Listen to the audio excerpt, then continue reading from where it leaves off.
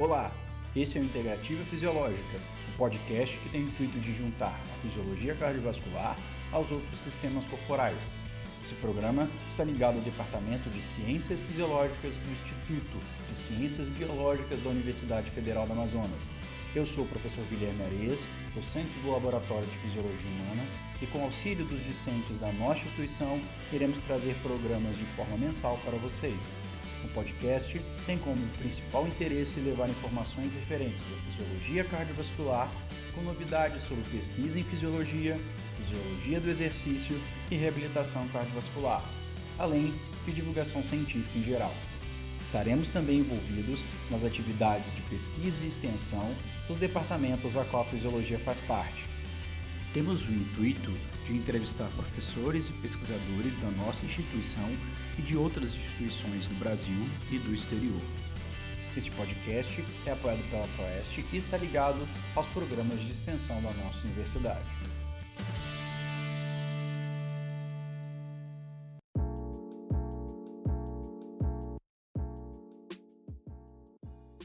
Boa tarde, ouvintes.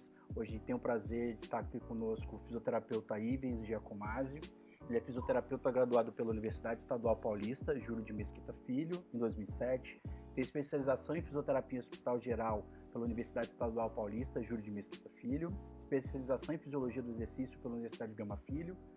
E especialização em fisioterapia e terapia intensiva pela Universidade de São Paulo, em 2010. Atualmente, ele é fisioterapeuta do Instituto de Assistência Médica ao Servidor Público Estadual e da Universidade de São Paulo. Tem grande atuação em divulgação científica em sua página no Instagram e YouTube, e informando sobre fisioterapia, terapia intensiva e divulgação científica com informações sobre artigos científicos. Ivens, muito obrigado, mas muito obrigado mesmo pelo aceite, pela participação para falar um pouco aí de São Paulo com a gente aqui em Manaus. É uma honra tê-lo aqui com a gente. Oi, Guilherme, oi, pessoal. Prazer e a honra todo meu. Agradeço aí o convite para poder conversar um pouco aí com vocês hoje.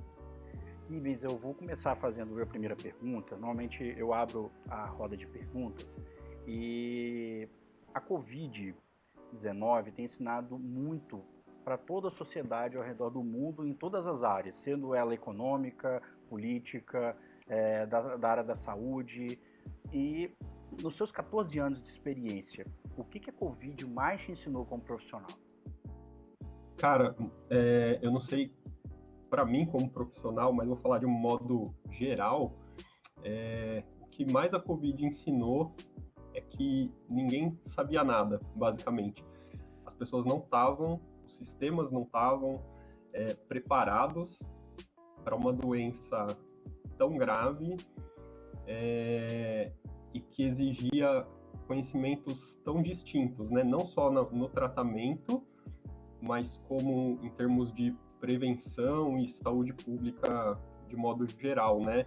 Então, assim, a gente descobriu que a gente não conhecia os dispositivos de oxigenoterapia, por exemplo, né? As pessoas usam todo dia no hospital e elas não sabiam qual era o limite de cada dispositivo, qual que era uma sequência lógica para usar cada dispositivo conforme o seu paciente vai piorando. A gente não conhecia a dispersão das gotículas do aerossol ali que cada dispositivo podia causar, né? Tanto que no início a Venturi foi tida como uma grande vilã e depois, conforme a gente foi cavando na literatura alguns estudos e surgindo outros, a gente viu que a Venturi, na verdade, dispersa menos que o catéter nasal de O2, que era sempre a primeira escolha. Então, a gente foi descobrindo que a gente sabia muito pouco de tudo que a gente já fazia, né? E aí, obviamente, nesse caminho, conforme a gente foi se aprofundando, principalmente nos casos mais graves, a gente foi descobrindo também que ninguém fazia uma monitorização adequada da ventilação mecânica, né, nos pacientes, na era pré-Covid, digamos assim, porque na hora que precisou fazer nos pacientes Covid, as pessoas tiveram muita dificuldade. Então, literalmente, as pessoas não sabiam o que estavam fazendo antes e foram aprendendo, né? A gente podia talvez usar o termo reaprender, mas não sei se cabe, porque muita gente não sabia de verdade e simplesmente estava trabalhando sem ter essas ferramentas. Então, de uma maneira geral, a Covid foi um bem, né? Principalmente dentro do ambiente hospitalar, porque fez com que as pessoas se aprofundassem e fossem buscar mais conhecimento para tentar levar um cuidado melhor para o paciente, né? O ideal é que todo mundo já tivesse preparado para isso, mas a verdade é que não, e que até agora a gente está vendo que as pessoas ainda, em muitos lugares, estão patinando para poder fazer coisas que a gente considerava que eram básicas, mas que a gente acabou descobrindo que não era tão básico assim. Entendi. A sua colocação é importante, principalmente porque quando a gente olha momentos de muita crise no mundo, a gente aprende muito, né? A gente aprendeu muito na Primeira Guerra, muito na Segunda Guerra, que repercute até hoje, né? Ninguém entende, por exemplo, da onde que nasceu a internet, por exemplo, nasceu ali nos primórdios da Segunda Guerra, e a gente vai começar a usar nos anos 90 do século passado, né? Eu acho que tudo que é muita crise faz com que a gente faça essa reconstrução, olha de volta para o que a gente faz, né? Eu odeio essa frase, assim, o lado bom da Covid, porque eu acho que, no geral, não tem lado bom da Covid, a morte de tanta gente, mas, por outro lado, para o sistema de saúde, realmente, principalmente para a fisioterapia e para a UTI, eu acho que tem sido um aprendizado muito grande. Eu vou pedir para o Léo é aluno da fisioterapia. Léo, pode fazer a sua pergunta. Certo, a nossa próxima pergunta é a seguinte: na sua experiência clínica, quais as principais características dos pacientes graves na UTI que aparecem na síndrome respiratória aguda pelo SARS-CoV-2 que diferenciam da síndrome respiratória aguda causada por outros patógenos? Olha, a verdade é que não tem muita diferença, né? No início parecia que era bastante diferente, mas conforme foram desenvolvendo os estudos, entendendo melhor a fisiopatologia ali dos pacientes que faziam SARA por COVID, que nem no início tentaram diferenciar, né, em dois fenótipos, né, um fenótipo que tinha uma complacência menor, um fenótipo que tinha uma complacência maior, e quando a gente fez lá estudos retrospectivos de pacientes com SARA não COVID, descobriu-se que esses pacientes tinham o mesmo comportamento. Tinham pacientes que tinham complacência maior e complacência menor. Então, não tinha tanta diferença assim para os não COVID, né? Mas, óbvio que quando a gente olha para esses pacientes, o que mais chama atenção é o grau de hipoxemia, né? Esses pacientes são muito hipoxêmicos.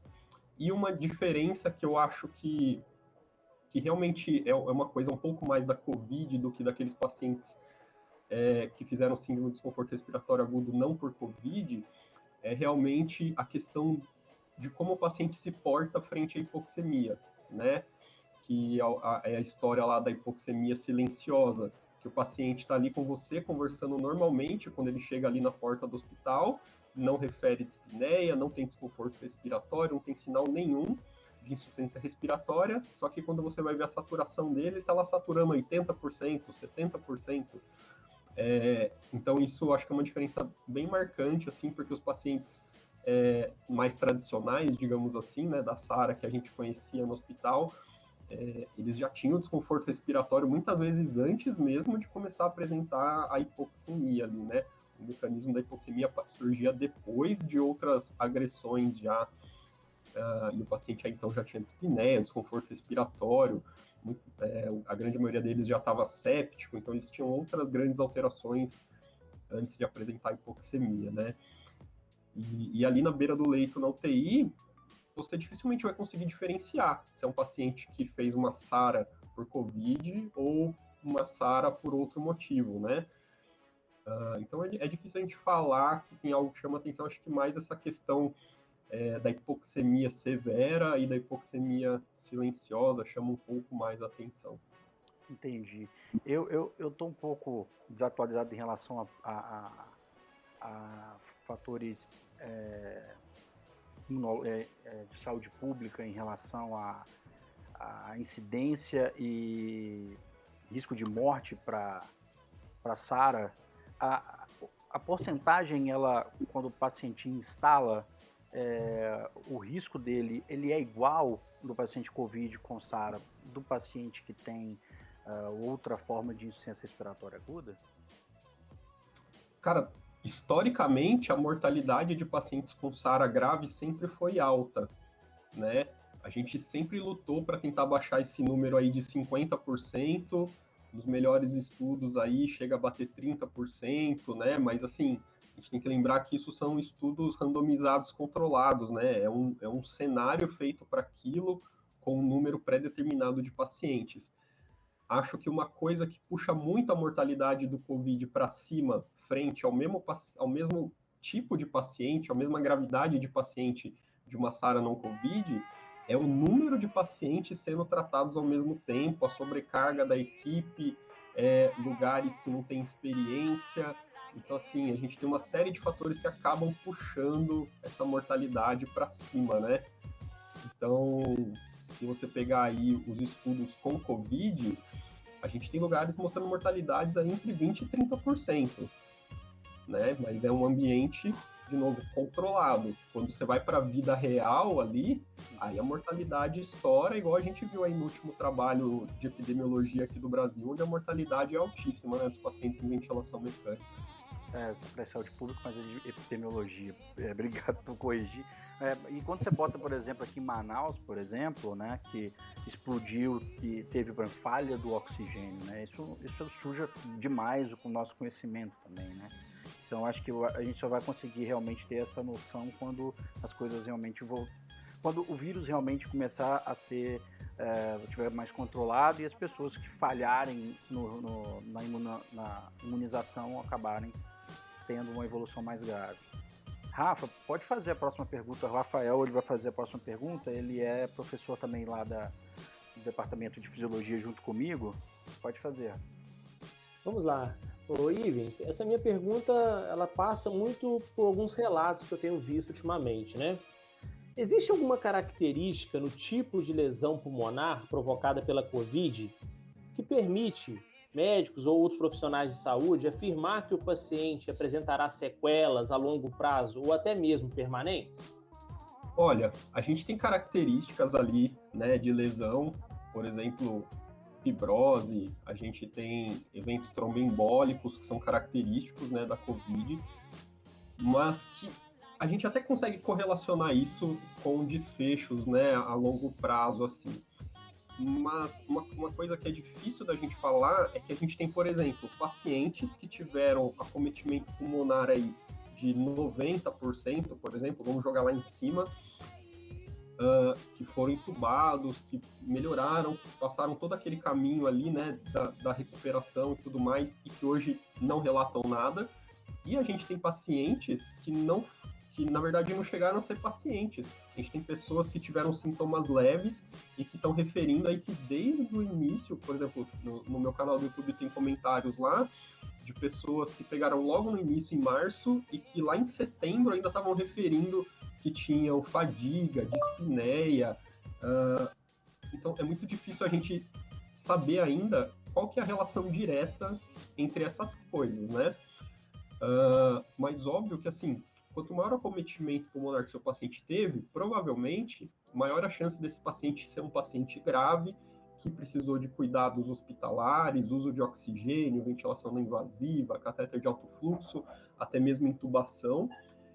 E esse tipo de cuidado, apesar de ser um cuidado, ele também gera lesão pulmonar. Então a gente sabe que o oxigênio ele é danoso quando usado por muito tempo, em doses desnecessariamente altas. A própria ventilação com pressão positiva, ela é um fator estressante pulmonar, né? Ela leva à inflamação pulmonar, então ela piora aquele cenário ali se a gente não conduzir isso de uma maneira adequada, e mesmo conduzindo adequadamente, o que a gente faz é minimizar a lesão que ela gera. Então, quanto mais tempo de ventilação, também mais lesão esse paciente pode ter. Então, obviamente, esse paciente, quando sai, ele vai ter muito mais áreas de fibrose. E o pulmão, ele consegue se recuperar, né?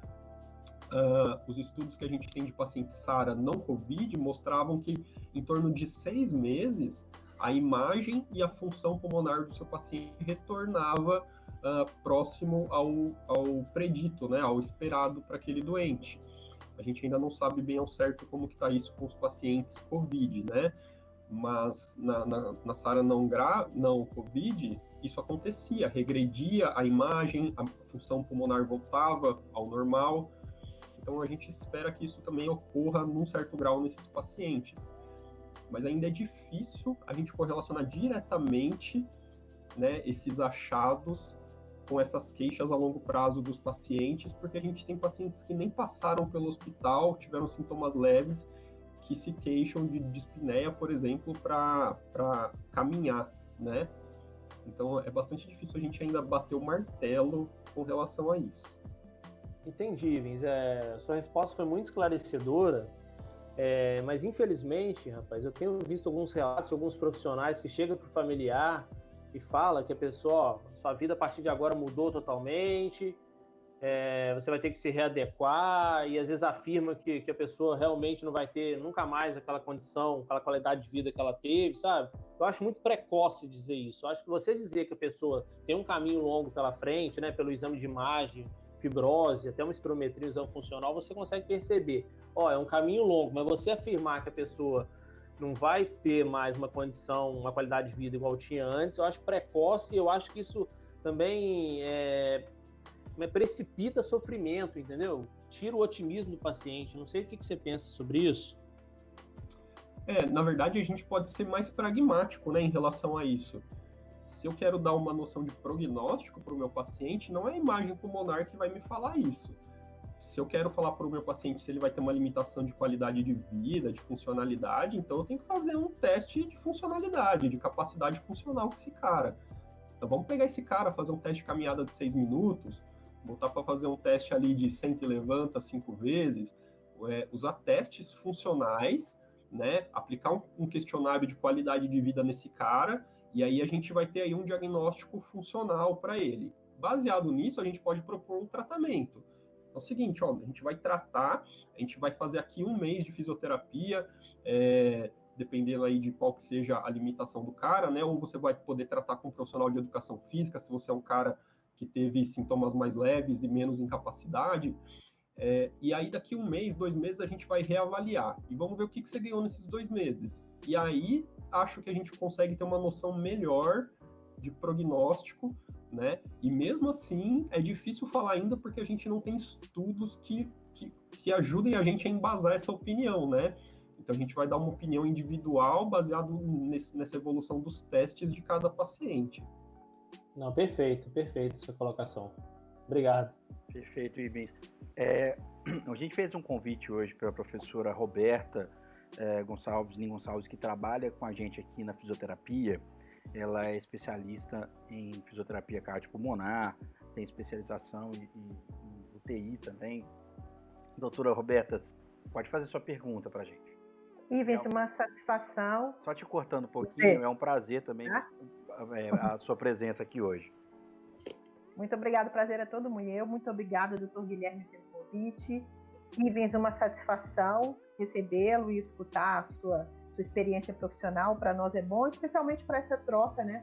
Porque Manaus agora, como epicentro da pandemia, a gente tem acompanhado muito esses pacientes e tem visto esse cenário. Então, eu vou só primeiro fazer uma colocação a respeito da sua última resposta, que eu achei muito, muito importante, muito relevante.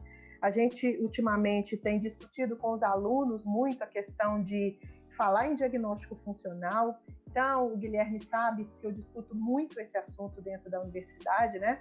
A gente falar em diagnóstico funcional e, a partir do diagnóstico funcional, a gente estabelecer, então, todas as medidas de prognóstico, de conduta, né?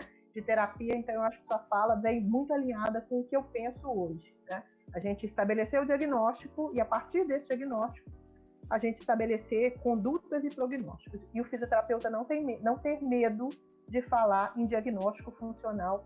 Então, eu já gostei muito da sua fala, por ela só, eu já fiquei satisfeita. Mas eu tenho 2 perguntas em relação ao que está sendo dito aqui. Eu queria te perguntar em relação aos scores de prognóstico. Porque eu vejo, assim, eu tenho visto, assim, com uma certa preocupação, a atuação generalizada da fisioterapia também, com poucos especialistas na área e como se fosse uma conduta geral para todos os pacientes, não pautada no diagnóstico funcional e não pautada nos scores. Então, eu queria te perguntar se, na sua experiência na UTI que você trabalha, eu queria que você falasse antes se é uma UTI COVID, né? Se vocês usam os scores prognósticos, né? Quais são esses que vocês usam para os pacientes críticos? e se esses scores de prognóstico na entrada e na evolução do paciente da UTI, se de alguma maneira ela norteia a conduta da fisioterapia para esses pacientes. Tá. Vou falar então um pouco como que funcionou isso aqui no hospital, né? Então, assim, eu trabalho num hospital muito grande, trabalhava, né? Faz uma semana que eu pedi demissão, inclusive completa hoje uma semana, né?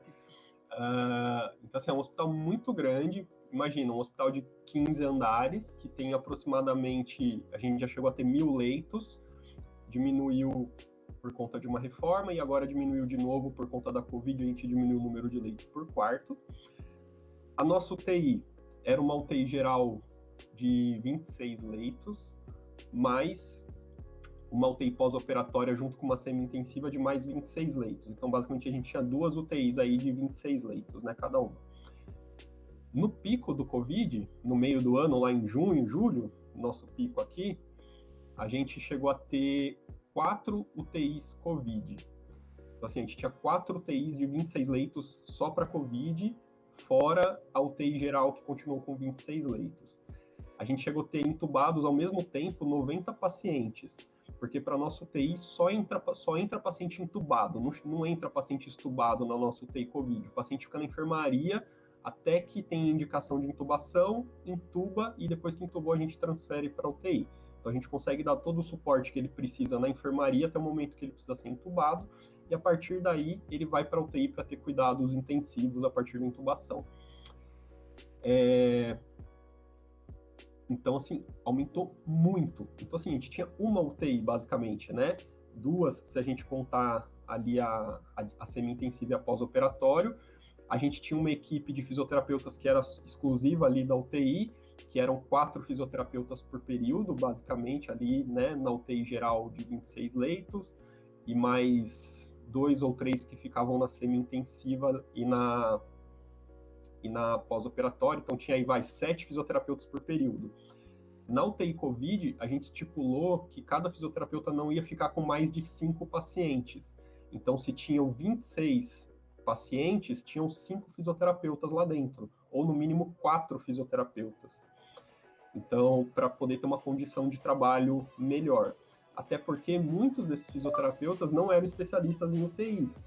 Então, uma coisa que a gente fez foi assim, quem era da enfermaria, no meu hospital já tinha muito contato com ventilação em paciente grave, porque sempre teve paciente entubado e grave na nossa enfermaria, porque a UTI nunca deu conta de suprir todos os pacientes, né? Imagina, um hospital com quase 1.000 leitos e 50 leitos de UTI, obviamente não dá conta de suprir a demanda de pacientes graves. Então a gente sempre teve paciente entubado, VMI, hemodiálise, droga vasoativa, tudo isso nas enfermarias mesmo. Então o pessoal já estava um pouco acostumado a lidar, mas não tinha essa experiência de, por exemplo, monitorar mecânica pulmonar, pronar paciente.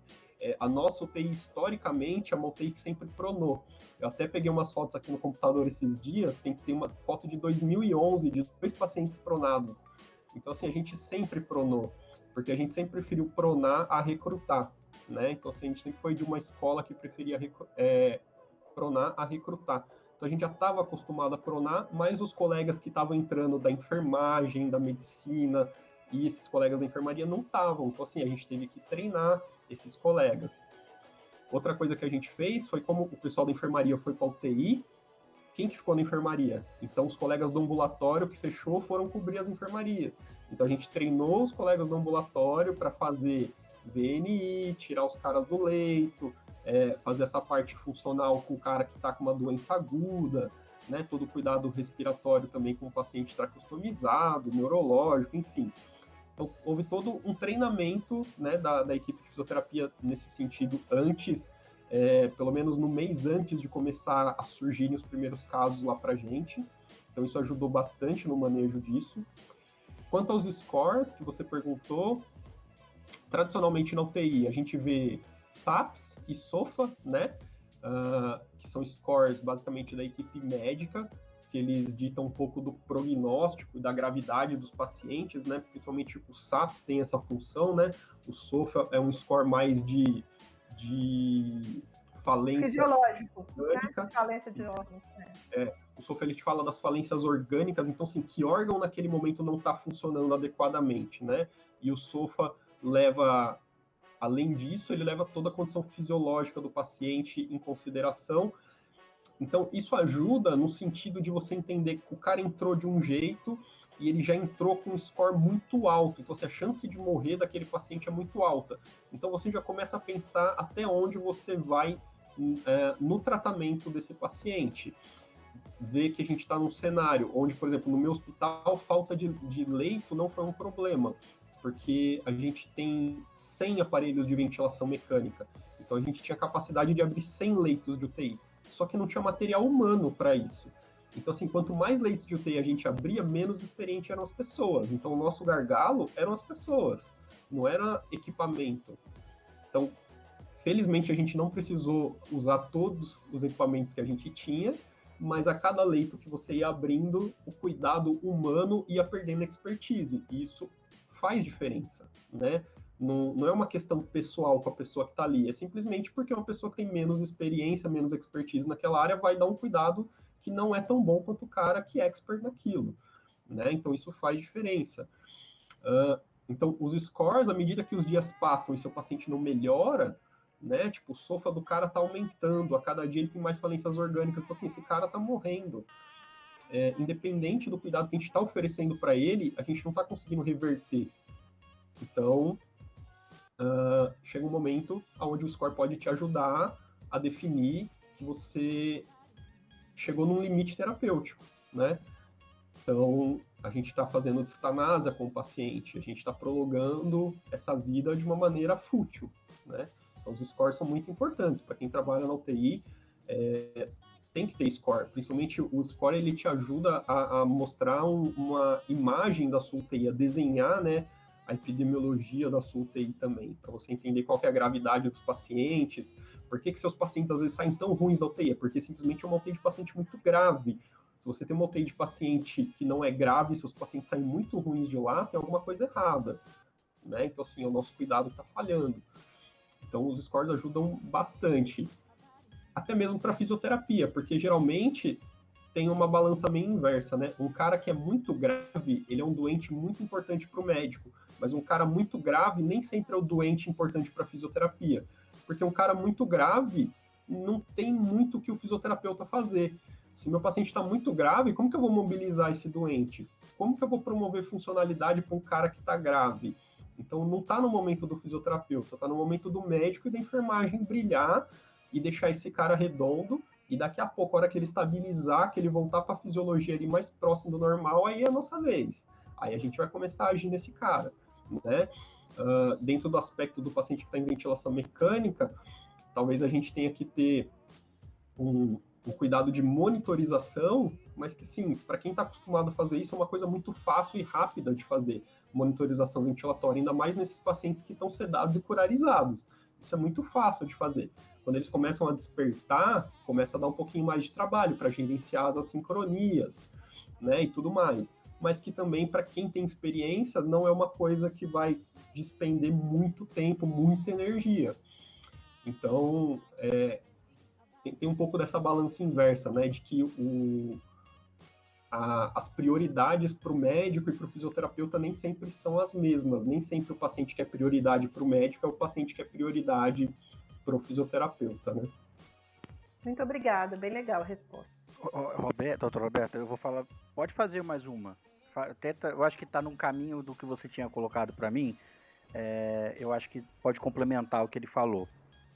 Aí, então, complementando o que você já explicou, eu queria que você falasse um pouquinho de quantos fisioterapeutas por leito que existiam antes na UTI que você trabalhava, se já tinha fisioterapia 24 horas, um fisioterapeuta para cada 10, o que mudou com a Covid, né, de número de leitos, número de fisioterapeutas, e bem nessa fala que você falou, porque aqui no Amazonas, especialmente em Manaus, porque o Amazonas é um estado bem peculiar, só existem UTIs na capital Manaus, né? No resto do estado não existe terapia intensiva. Então, mas a gente vê que essa relação entre a quantidade de profissionais altamente qualificados nesse ambiente de paciente crítico, isso também é uma demanda. E aí eu queria que você falasse um pouquinho sobre isso para nós, e só completando um pouquinho do que você falou na primeira resposta, acho que para o Rafael. Bom, eu vou falar que eu sou antiga, né? Mas a gente fazia no hospital que eu trabalhava, que era no Biocor em Belo Horizonte, eu sou da equipe que a gente começou a fazer prono. Isso foi em 1998, para você ter ideia. Então a gente foi estudar os protocolos, foi treinar a equipe para colocar os primeiros pacientes em prono. Então a gente já fazia. E aí eu fico pensando que naquele momento a gente usava 6 pessoas, tinha todo um protocolo de colocar em prono, todo um cuidado, era uma técnica que a gente fazia, e hoje em dia, prona-se, né? Todo mundo em prono, eu imagino como é que isso acontece lá no calor do momento. Então eu queria que você falasse um pouquinho, isso que completar o que você está falando, dessa ideia da UTI que você trabalhava aí. Aqui no hospital, a gente tem fisioterapia 24 horas, tanto na UTI quanto nas enfermarias. Então, isso não é um problema para a gente. Inclusive, nas enfermarias tem 24 horas. Obviamente que à noite o número de fisioterapeutas despenca nas enfermarias, né? Porque daí a gente só atende aqueles pacientes que são ventilação mecânica ou ventilação não invasiva. Nas UTIs, a média de pacientes antes nas UTIs era de 7 a 10 por terapeuta. Então dependia do dia, se tinha alguém de folga, se não tinha, alguém de plantão extra. Então, assim, variava entre 7 e 10. Não passava de 10. Então, assim, você não ficava com mais que 10 pacientes, que é o máximo pela RDC7, né? E aí, quando começou isso da UTI Covid, estipulou-se que a gente ia tentar manter esse máximo em 5. E realmente, tipo, isso foi bem mantido. Raríssimos dias, por exemplo, assim, noite, fim de semana, feriado, eram dias que talvez você ficasse ali com 7 a 10 pacientes nessas UTIs. Mas em dias normais você ia ficar ali em torno de 5 pacientes, 6 no máximo, assim, num dia normal, tá? Isso, obviamente, facilita muito o cuidado para o paciente, né? Porque você tem mais tempo, se você precisar, para poder gastar com cada paciente.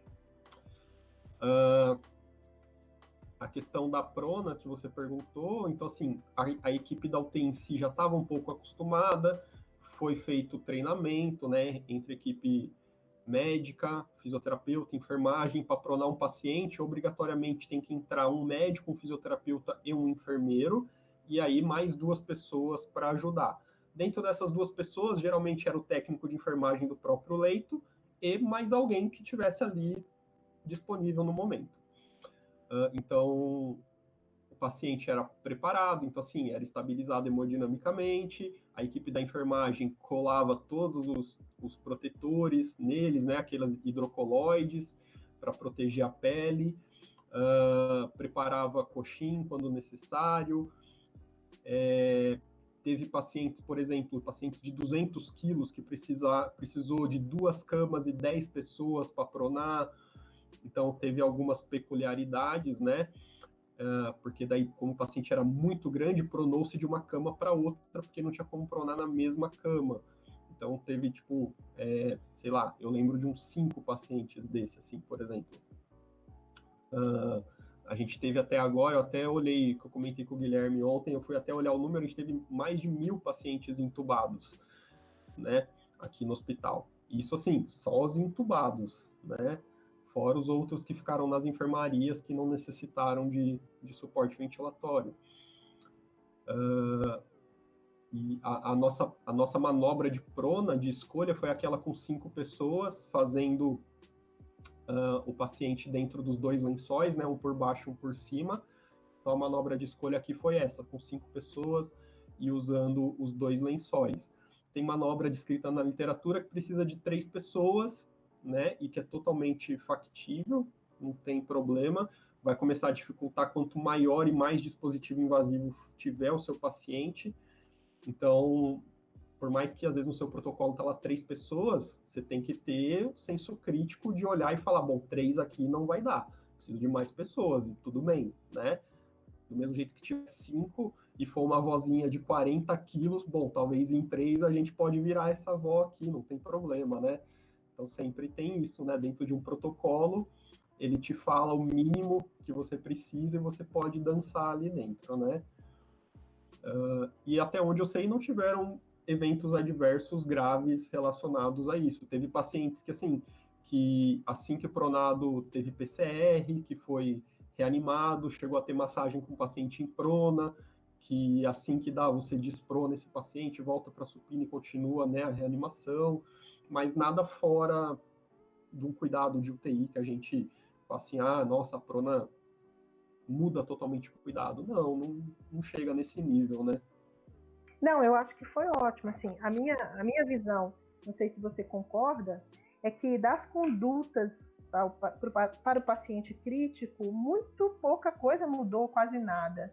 Eu acho que talvez a sua fala inicial, de um conhecimento mais aprofundado, até mesmo dos dispositivos que já existiam, quanto tempo ele dura, eu tenho uma hierarquia que eu posso utilizar, baseado na monitorização, justamente como uma estratégia de privilegiar os melhores dispositivos para quem precisa, mas de uma conduta nova do ponto de vista da fisioterapia, ou mesmo do ponto de vista médico ou da enfermagem, eu não vejo que nada veio de novo, o cuidado foi o mesmo. Posicionamento funcional, a fisioterapia sempre usou, monitorização de paciente a gente sempre fez, usar a ventilação não invasiva, ventilação mecânica, recrutar, etc. Eu não vejo nada novo. Eu não sei se você consegue ver alguma coisa que você acha que foi incorporada nova à conduta, por exemplo, do fisioterapeuta para esse tipo de paciente.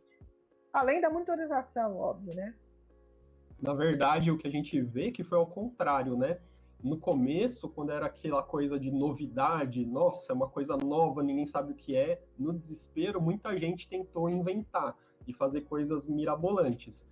E depois foi se vendo que simplesmente o cuidado que a gente já conhece do doente crítico, né, de todo o cuidado que já era feito com os outros doentes graves, é o que esses caras precisavam. Então, assim, se ele está precisando de hemodiálise, vamos dialisar. Esses pacientes têm características de ter muita lesão renal aguda, então teve muito mais hemodiálise do que o comum. Mas, assim, quando eles precisavam, dá hemodiálise pro cara. Quando o cara precisa ser entubado, entuba. Não é nem precoce e nem tardio. É no momento que ele tem indicação de ser entubado. Se ele tem indicação de ser entubado na hora que ele chegou no hospital, paciência, tem que ser entubado, né? Tem até o paper né, no Intensive Care Medicine que é less is more, então assim, menos é mais. Então voltou-se para aquele caminho que a UTI já estava indo nos últimos anos, que é você interferir o menos possível no caminho desses pacientes, né? Por exemplo, na parte da o fisioterapeuta tem mania de ir no leito e querer manobrar todos os pacientes, ficar enfiando a mão no tórax do cara. Pô, o cara tá com uma lesão pulmonar aguda, tá com o seu pulmão inflamado, e você quer mesmo ficar gerando volume alto, a sincronia com a sua manobra ali no paciente, sendo que você nem avaliou se o paciente tem secreção ou não, então assim, desnecessário, né? Aí o paciente que não está entubado, por exemplo, a galera fica perguntando, o que eu faço? Aí a pergunta não é o que você faz, a pergunta é o que seu paciente precisa? Você avaliou ele? Ele tem tosse produtiva, tudo bem, mas ele é capaz de expectorar, ele tem uma tosse eficaz? Tem, então não faz nada, porque seu paciente está lidando sozinho com a secreção dele, né? Então, assim, você precisa fazer o que seu paciente não faz. Se ele faz tudo sozinho, ótimo. Se ele não faz, a gente vai suprir a necessidade dele. Então, às vezes, a equipe tem muito essa necessidade de achar que está fazendo algo, e nem sempre fazer é bom, né? Realmente, o menos é mais vale muito. Então, a gente tem que deixar... o que falta um pouco na Covid nas pessoas é um pouco de paciência. É uma doença que, comparativamente com outras, ela tem um curso mais lento, é mais demorada a resolução. Então, o povo tá lá com pressa. O paciente está com oxigênio faz 2 semanas na enfermaria, tá tudo bem, mas ele vem melhorando aos poucos. Ele chegou aqui com uma não reinalante, hoje ele está com catéter 5 litros, ele está melhorando, ele vai sair. Você colocar uma VNI nele não vai adiantar esse processo, talvez até piore, porque a VNI pode associar uma lesão pulmonar autoinfligida, né, pela pressão positiva, o esforço do paciente. Então, assim, calma, né, tenha calma. Veja o que seu paciente precisa, fornece o que ele está precisando, não queira que um paciente que precisa de 2 semanas para melhorar, melhore em 2 dias. Isso não vai acontecer, né? Então precisa de muita calma da equipe nesse sentido. É interessante, só vou entrar um pouquinho antes do Dr. Roberto falar, que a gente percebe isso, acho que praticamente em todas as áreas da saúde. E o que mais está em voga em relação a isso é na própria medicina, né? Que quer tratar algo que não é tratável agora, em certo momento. Né? Aquele paciente que realmente precisa de tratamento, vamos tratar, e se a gente encontrar um fármaco, né? Até saiu hoje uma divulgação do Recovery sobre o tocilizumab, usa os fármacos no momento correto, né? Você vê aí pessoas que estão com problema hepático, pancreático, chega no UTI com imunodeficiência por causa de corticoide em alta dose, e não no momento correto de usar tal droga ou nem usar tal droga, né? Então, acho que a mesma fala tem, em questão da fisioterapia, particularmente, eu não tinha escutado nada parecido, né? Como eu falei no início, a divulgação e a fala disso está ainda um pouco menos na mídia do que a área médica. Isso, né, como um todo, sempre foi assim. Então, eu acho que isso é importante, né, de ser colocado. Roberto, quer falar mais alguma coisa? Pode falar. Não, eu quero só acrescentar a sua fala e a do Dr. Ivens nesse sentido, porque o que aconteceu em Manaus, e a gente gosta de falar que Manaus teve algumas características peculiares que são geoculturais, sociais, né, diferentes, o estado é diferente, né, mas aconteceu exatamente o que você fala, de pessoas que, por exemplo, algum familiar teve o diagnóstico, por exemplo, da Covid, e essas pessoas que foram atrás de alugar oxigênio, de alugar equipamentos de VNI, já deixar reservado para esses pacientes. Então, eu acho que a sua fala ela é muito pertinente. Quando a gente, nesses cursos de especialização, especialmente, a gente fala muito, tem batido muito nesses dois pontos. Primeiro, o fisioterapeuta trabalhar baseado no diagnóstico funcional. Então, a sua fala é muito aliada com o que eu penso, muito, e eu acho que ela é muito relevante nesse momento, que outros colegas e alunos vão ouvir esse podcast, né? Então, é muito relevante a gente falar disso, porque eu acho que o fisioterapeuta fala muito em avaliação, ele gosta de avaliar, ele fala muito em questionário, em avaliação, e ele tem um pouco de pudor em falar em diagnóstico.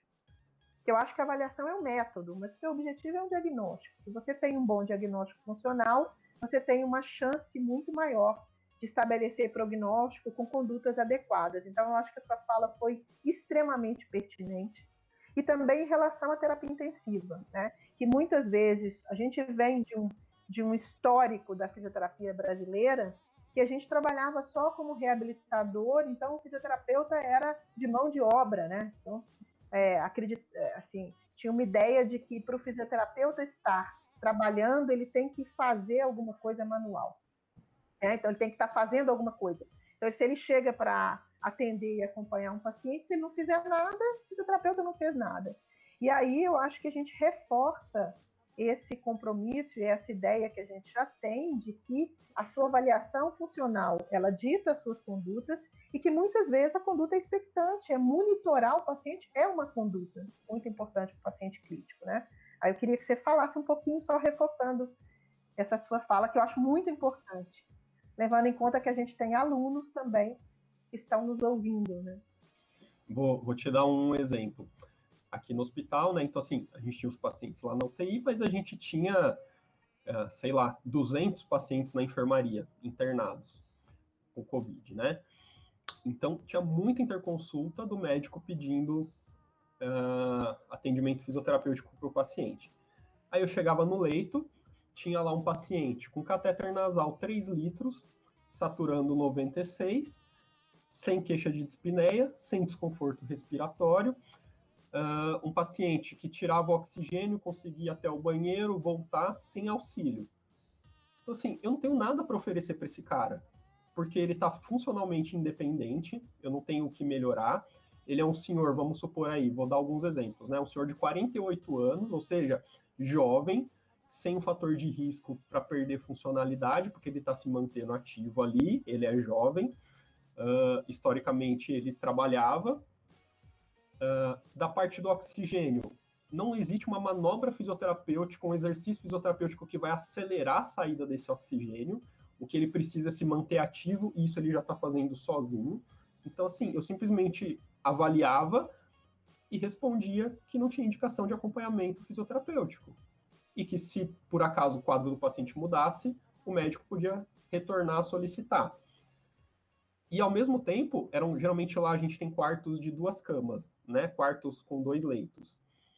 Na cama do lado, tinha um senhorzinho de 80 anos que estava em ar ambiente, saturando 92, vou dar um exemplo aí, né? 92, também sem queixa de dispneia, mas que já está numa condição frágil, que em casa ele já deambulava só dentro de casa, ele não deambulava na rua. Então, assim, esse cara tem todo o fator de risco para perder funcionalidade e voltar para casa totalmente acamado. Então, assim, e para esse não pediram fisioterapia. Então, a primeira ideia é você ir para o médico e educá-lo. Então, assim, esse cara aqui não precisa, ó, tá vendo esse perfil de paciente? Esse não tem indicação de fisioterapia porque eu não tenho o que oferecer para o seu doente. Se eu falar que eu estou atendendo ele, eu estou enganando o paciente e estou enganando você.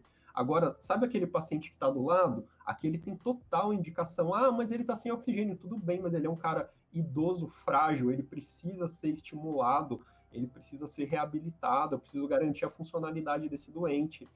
Então, assim, esquece a doença.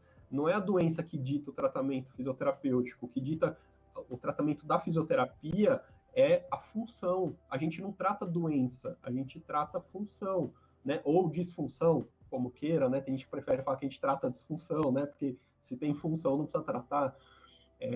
Mas a gente tem que basear, não é no CID, a gente tem que se basear na CIF, né? É outra coisa, é diferente. Então a gente ainda peca muito nesse estigma de tratar doença. Ah, como que eu ventilo um DPOC? Como que eu ventilo uma asma? Como que eu ventilo a COVID? Cara, tu não ventila a doença. Vai lá na tela do ventilador, vê o comportamento da curva, avalia a mecânica e pronto. Você vai ventilar o que você está vendo ali. Coloca dentro do parâmetro protetor. Dentro do parâmetro protetor, né? Como que veio a gaso desse paciente? Veio normal, veio alterada. Eu posso ajustar mais alguma coisa para melhorar isso? Ou, às vezes, não é nem preciso, né? Às vezes as pessoas têm uma tara na gasometria. O pH está 7,22 e o CO2 está de 49. Preciso lavar CO2. Não, você não precisa lavar CO2. Deixa o CO2 quieto. O pH está dentro do limite que é aceitável. Seu paciente não vai nem viver mais, nem morrer mais por causa que está com pH de 7,22. Então, assim, protege o pulmão do seu paciente. Cuida do pulmão dele. Então, esquece a gasometria um pouco, né? Ninguém morre porque fica saturando 90%. Deixa saturar 90%. Deixa a doença seguir o curso dela, o paciente vai melhorar. Agora, se você sair do parâmetro protetor, você está ajudando a piorar a condição pulmonar do seu paciente. Então, você melhorou no primeiro dia, mas daqui 3 dias a piora foi por sua culpa. Então, a gente precisa parar de pensar na doença, na gasometria, né? E pensar mais nas alterações funcionais que a gente está vendo no perfil do seu paciente que você está vendo ali. Muito, muito, muito bom. Eu acho que vamos botar, né? Foi uma aula agora de explicação sobre tratamento. Ainda bem que eu não fiz nenhuma pergunta sobre isso. Deixei aberto, que a Roberta foi lá e ocupou esse espaço muito bem. Roberta, muito obrigado. Eu vou colocar mais perguntas para você, Roberta. Pode Mas é assim, ó. Obviamente, isso é uma visão, né? Isso é a minha visão. Tem gente que concorda, tem gente que discorda, tem gente que acha que o fisioterapeuta tem que estar ali em todos os pacientes, que ele sempre vai ter o que fazer. E tudo bem, é uma outra visão. Eu discordo porque você imagina, se lá no meu hospital com 200 pacientes na enfermaria eu tivesse que atender todos, não tem fisioterapeuta para isso. Não dá conta. Ou você vai fingir que atende, tu vai ficar 5 minutos em cada paciente. E aí, a primeira coisa que o código de ética fala que você não pode oferecer tratamento que não tem evidência ou que não seja favorável, né, à condição do seu paciente, você não pode enganar teu paciente. Então, assim, eu não me sinto confortável de lidar com uma situação dessa. Graças a Deus eu trabalho em 2 hospitais públicos, onde a gente não tem obrigações de gerar números, né? Então, a gente pode simplesmente ir lá e dar alta para o nosso paciente quando a gente acha que ele não tem mais necessidade do nosso acompanhamento, do mesmo jeito que o médico, no dia seguinte, ele tem a liberdade de me pedir outra avaliação, se ele achar que precisa. E ele me pede, e se eu achar que não precisa, eu vou lá e respondo de novo que não precisa. E tudo bem, tá cada um dentro da sua liberdade, dentro do seu direito. E às vezes eu vou lá conversar com ele, porque às vezes ele viu uma coisa que eu deixei passar. E eu falo assim, por que tu pediu de novo, se eu já falei que não tem indicação? Ele fala assim, por causa disso, tem um histórico aqui X, tal, que acho que é legal acompanhar. Eu posso falar, beleza, então assim, não sabia desse detalhe, isso aí passou batido, então vou rever. Ou então, simplesmente eu posso falar para ele que não, que ele está errado, que ele não conhece a nossa área totalmente, né? Ele tem uma ideia do que seja fisioterapia. Então, eu posso explicar para ele, posso educá-lo, e no próximo caso ele já sabe como proceder. Então, é só uma visão, né? A minha visão da coisa. Pode falar. Não, eu concordo com você em número, gênero e grau. Acho que está sendo muito importante, muito interessante. Eu só tive as duas experiências. Já tive experiência em hospital, que a fisioterapia também avaliava todos os pacientes, todos os doentes, e ela tinha também a liberdade para, após o diagnóstico funcional, decidir: esse paciente não precisa do acompanhamento. Porque eu acho que a consulta do fisioterapeuta, a avaliação do fisioterapeuta bem feita, é uma avaliação muito diferente de um outro profissional da saúde. Né? A gente avalia funcionalidade, como você diz, capacidade funcional especificamente, né? Que é a capacidade de realizar tarefas, com coisas que são especificidades da fisioterapia. Então, eu já tive experiência em hospital que o colega médico pedia interconsulta, mas eu acho que ainda é melhor quando o próprio fisioterapeuta tem a liberdade de avaliar todo mundo, e aí ele fala, não, esse daqui não precisa, esse daqui vou precisar atender, esse aqui vou precisar atender tantas vezes, porque aí, muitas vezes, algumas coisas que também passam desapercebidas, elas podem ser também acompanhadas. Mas eu queria que você falasse mais sobre 2 pontos que eu acho muito interessante. Primeiro, eu acho que esse momento da Covid, ele tem sido um momento também que depois vai fazer a gente repensar mais ainda, né, se é possível, sobre o repouso como terapêutica para a doença de maneira geral. Que é claro que essa ideia já vem sido combatida, né, desde do evento do infarto agudo do miocárdio do presidente da República Americana, da onde, teoricamente, nasceu a reabilitação cardíaca, né, por aí. É uma ideia que a gente vem combatendo, mas eu queria que você falasse um pouquinho sobre isso, porque na Covid a gente tem visto isso. O que você acha do repouso como terapêutica para qualquer doença? Está doente, vai descansar, vai ficar na cama, repousando, que você vai se recuperar. Essa daí é a famosa fala da vovó, né? Ô, meu filho, você tá doente, vai lá, descansa, deita, não sai da cama, né? Ixi, mas não é tanto da vovó, não. A gente ouve muito isso, né? Mas é bem coisa de vó, né? Que quer cuidar ali do cara ali, né? Que acha que vai fazer bem para ele e que, na verdade, a gente não tem um artigo sequer que comprove que repouso é bom para alguma condição. Pelo contrário, todos os artigos mostram que o repouso ele é danoso em algum grau para qualquer doença onde ele foi estudado.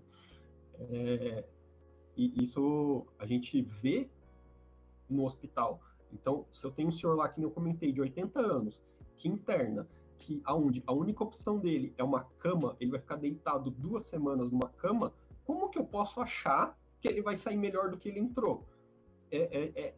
Sim, ele pode sair curado da doença que ele entrou, mas não porque ele ficou deitado na cama, foi porque ele recebeu a medicação para aquilo, né? E o fato dele ter ficado na cama só fez mal para uma condição que ninguém se atentou, que é que esse cara tem que voltar a andar, voltar a fazer as atividades dele, né? Então, o repouso, ele vai ter, assim, pouquíssimas indicações de momentos estratégicos, talvez, né, pontuais, que não podem se estender de maneira nenhuma pela totalidade da internação, onde a indicação tem que ser precisa de que esse paciente precisa ficar em repouso e que no primeiro momento onde essa indicação saia, ele volte a se movimentar em algum grau, até que ele volte ao grau completo, né? Então, por exemplo, se eu tenho um paciente COVID, né, que é o nosso tema aí, tentando encaixar, que ele refere para mim que quando ele sai de deitado para sentado, ele cansa muito, ele vai para um Borg 8, não está na hora dele sentar. Beleza, isso é uma coisa, mas eu estou determinando isso fazendo uma avaliação, colocando isso em prática. Não é porque eu acho, não é porque ele é um Covid, é porque eu estou vendo que para esse paciente isso é um esforço demasiado. Ou então o paciente não fala para mim que cansa, ele conseguiu sentar, não refere dispneia, Borg dele está 2, 3, só que eu olho a saturação dele que em repouso estava 95, caiu para 80. Então assim, tem alguma coisa errada, né? Esse esforço de alguma maneira está sobrecarregando o sistema do cara. Então não está na hora ainda. Então vamos regredir um pouco essa atividade, vamos fazer uma atividade no leito e vamos ver como ele vai responder, né? Então isso tem que ser, é por isso que a avaliação individual é importante, é por isso que talvez eu estabelecer um protocolo progressivo para o meu paciente vai me dar essa resposta. Então, ó, vamos começar fazendo exercício ativo livre, ele vai lá se movimentar, eu estou avaliando ali e está tudo ok. Vamos fazer um exercício aqui resistido, dou um pezinho, faixa elástica, alguma coisa para o meu paciente, foi bem. Vamos sentar beira-leito, sentou beira-leito, foi legal. Vamos ficar em pé, o cara ficou em pé, foi legal. Vamos marchar, na marcha, não deu, o cara cansou, os parâmetros fisiológicos alteraram, então assim, ó, a gente sabe que o nosso limite é fazer um ortostatismo. Então, por enquanto, a gente vai chegar no ortostatismo, né? O nosso grau de mobilidade e funcionalidade para o senhor atual é ficar em ortostatismo. Qual que é o nosso objetivo? Deambular. Então, a gente tem estabelecido aqui qual que é o diagnóstico atual, que a gente tem, qual que é a condição atual, e a gente já estabeleceu uma meta, né? E para chegar nessa meta, a gente vai ter que percorrer um caminho. No caso do Covid, talvez não tenha o que fazer para chegar nesse caminho. Talvez o que a gente tem que fazer é esperar o curso natural da doença, ela começar a se resolver. E dependendo da gravidade, por exemplo, se é um cara que está com uso de oxigênio, o corticoide vai acelerar isso.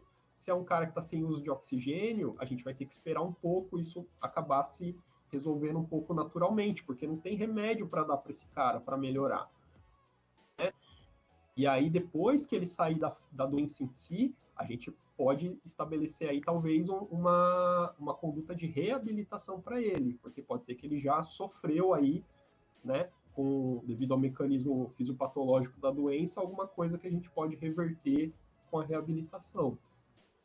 Então essa foi a primeira parte da entrevista com o Ivens e logo mais lançaremos a segunda parte. Acompanhe. Muito obrigado pela sua audiência.